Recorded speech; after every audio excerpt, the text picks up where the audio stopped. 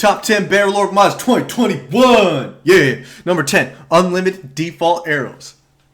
The quiver becomes empty too soon? Use unlimited default arrows for an almost infinite set of arrows. The new quiver contains 9,999 projectiles. Don't worry, their weight was reduced to 0. And for dessert, the mod slightly improves the damage inflicted by bows. This mod is the complete package for any aspiring archer. Up next, we have the ultimate battle testing mod, Enhanced Battle Test. Enhanced Battle Test is a great tool for people who want to experience battles in all possible ways in Mount & Blade. The mod provides access to multiplayer maps, and the configuration of own battles has been greatly expanded. Units can be set up on a map using a known solution. Instead of siege machines, a squad will appear at the chosen location. What's more, we can change the side we are fighting on at any moment, and in the event of death, we can become one of the soldiers still on the battlefield. I recommend this mod. You can play all sorts of epic battles. Up next, we have number 8, Warband Casualty Log. Something for Mount & Blade Warband lovers. This mod alters the information displayed during battles, including messages about death of allies, killing or stunning of enemies. They now appear in the left corner in red, green, or orange text, just as they did in Mount & Blade Warband. I like this mod. It brings back that nostalgia factor and that good old Warband killing experience. Up next, we have the best mod for someone who wants to make it look a little cooler, Dros color correction.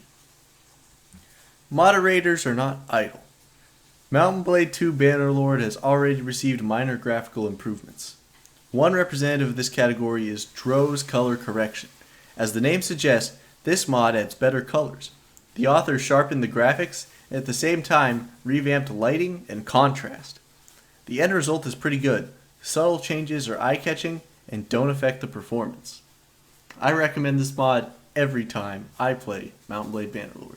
Number 6, we have NPC Revamp. Better faces. What more can I say? Mount & Blade 2 Bannerlord delivers some truly unsettling face textures. The NPC Revamp tweaks this important element. You won't see a revolution, as this mod utilizes the in-game character wizard to revamp the models, but a few characters will be noticeably less unsettling. No more bizarre face proportions. I'm looking at you, Regia. Alright, enough joking. Up next, we're getting into the crazy good mods. Number 5, Settlement Icons, a settlement icon redesign. The mod Settlement Icons Redesign is another creation that introduces something that should have been there from the get-go, to Mount & Blade Bannerlord. Simply changes greatly improve the legibility of the map. The colors of the villages and towns now correspond to factions, and the symbols next to the icons define our relationship to that faction. I mean, it just makes it so much simpler and easier to understand. I recommend it every time I play Mount & Blade Bannerlord. Number 3, we have RTS Camera. Total War Bannerlord, as I like to call it. The title says it all. The RTS Camera mod allows you to easily switch from arcade battle participation to a strategic view like in the Total War series. Commanding an army in Mount & Blade now becomes much easier, especially when you already have a few sizable troops. The pause comes in really handy, allowing you to easily analyze the situation on the battlefield. This can make your favorite Bannerlord game into an RTS experience, a whole new way to experience Bannerlord. Number 2, we have Eagle Rising. Dawn of an Empire. Here's another modification that completely revamps Bannerlord. Admittedly, the action of CA Eagle Rising Dawn of an Empire still takes place in Calradia, only in ancient times. At first glance, there's inspiration from real powers of our world.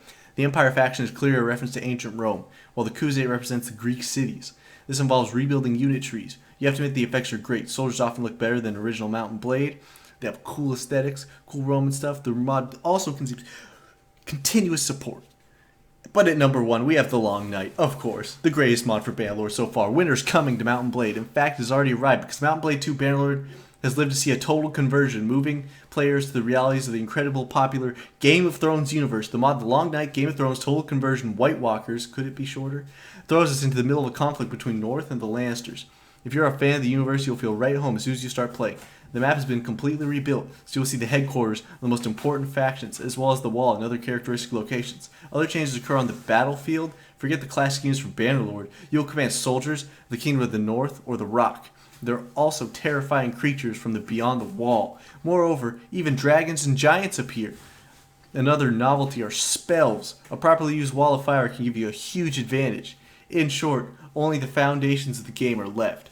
I recommend playing this all the time. The greatest mod for Mount & Blade Bannerlord.